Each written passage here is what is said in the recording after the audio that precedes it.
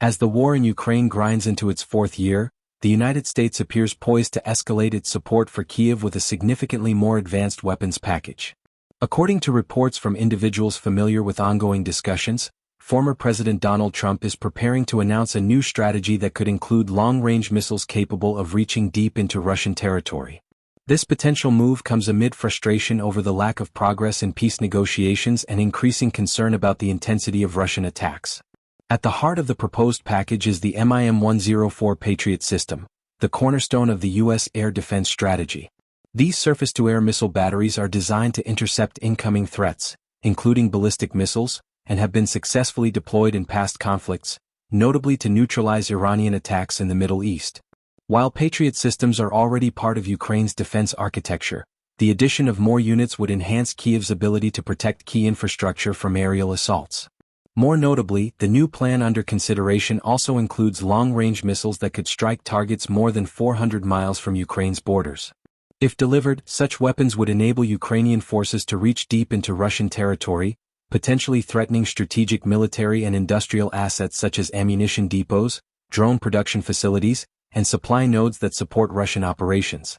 Military experts believe that the deployment of these weapons could have a dual impact, one physical, the other psychological. The ability to strike far from the front lines would not only degrade Russia's logistical and manufacturing capacities but also create a new level of strategic vulnerability for cities like Moscow. Analysts argue that this change in battlefield dynamics may influence public opinion within Russia and force military planners to reconsider their assumptions about security and reach.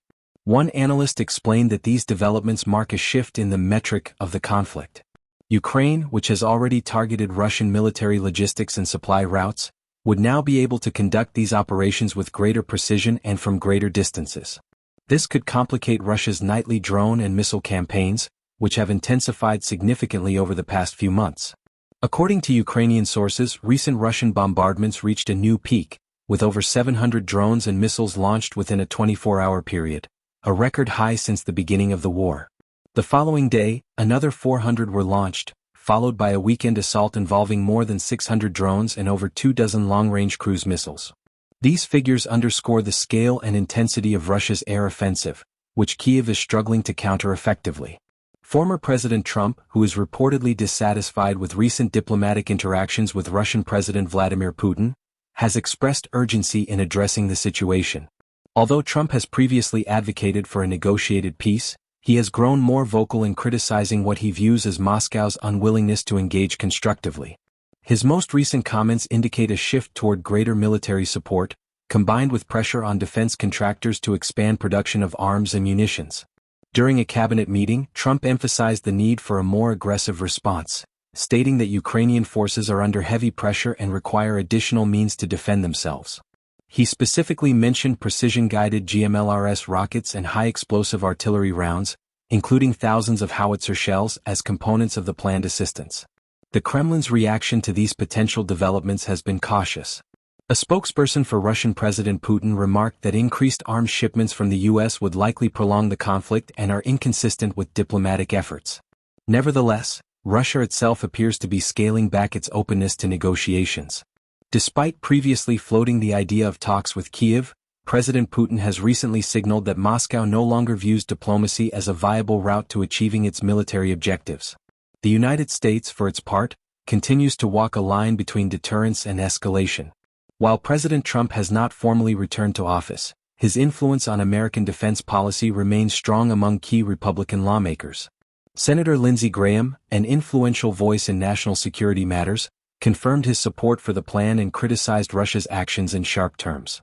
He emphasized the need for a bold response, calling the expected announcement a very aggressive measure aimed at restoring deterrence.